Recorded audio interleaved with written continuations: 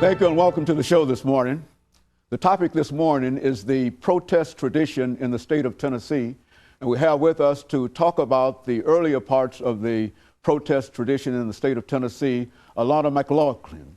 And of course, Lana, let me welcome you to the show this morning. Thank and you. I don't think that we have to tell our audience anything about you, because this is your second time being with us. And the last time you gave us such an excellent show that the fans that you claim that you got out there actually wanted us to bring you back. And of course, we're delighted to have you.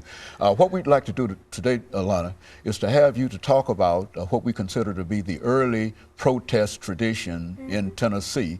And we say that primarily because quite recently there was quite a bit of protest at the state legislature, and we want you to say something about an earlier period and talk about some of the individuals who were involved in protest earlier in the state of Tennessee. Well, I recently saw in the newspaper that Bill had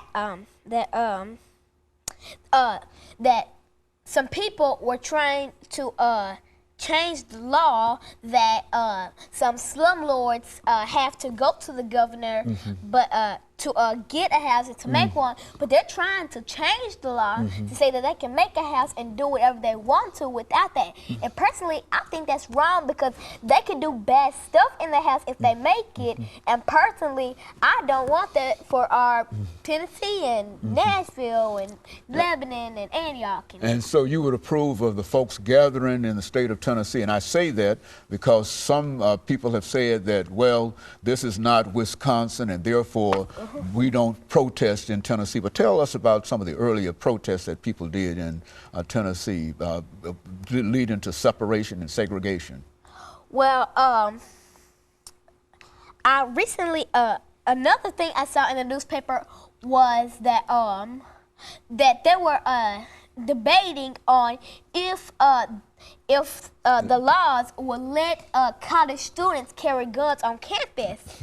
And I don't really think they should do that. You don't like that law? No, I do not. Why would you oppose that? Because personally, if somebody was carrying a gun on them and maybe they were a heavy drinker, maybe they got mad for some unknown reason, and maybe they shot somebody, and that would be trouble for them, it would be trouble for the victim, and it would be trouble for Nashville, because that would start spreading from everywhere on. And so you're against having weapons on college campuses, and I think that that's a good position and a good sound position to take. But if it's if it's self-defense, I would approve that. But if it's for bad use, I would not approve it.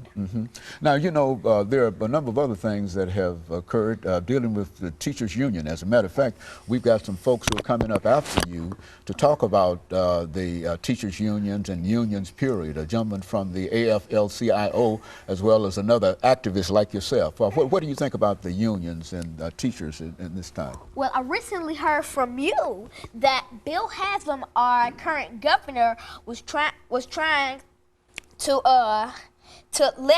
pay teachers less than they're usually paid. So he's trying to cut down the salary of teachers, and because of that, some teachers may get very angry, and some teachers may quit their position as a principal or a teacher or a guidance counselor, and it would cut down the teachers, and it will be bad for some students who didn't have the education they needed because there were less teachers than expected.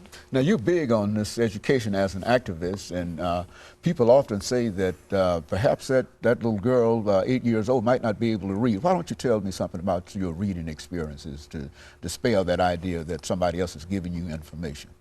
Well, reading is basically the one thing that helps you live. If you were in segregated times, such as Martin Luther King's time, let's say that there was a black and white area of drinking water. If you didn't know how to read, you would not be able to read that you weren't supposed to go to the white area, and you weren't supposed to do that, and God knows what the police would do to you. And of course, Lana, I think, and let me tell you how much we appreciate your input in reference to this. And we've got a couple of gentlemen that will come on, and this is about the end of this segment, but we've got a couple of gentlemen who will come on and who will give us essentially the same kind of information, but it will be within a different context. And they will talk about the AFL-CIO as well as the African American Cultural Alliance. But we think that the contribution that you've made by simply telling us what has gone on in reference to protest, you simply mean that protest is still alive and well in Tennessee, and we hope that many of the others will follow your example. And of course, let me encourage our audience to tune in again next week for another part of this program. Thank you.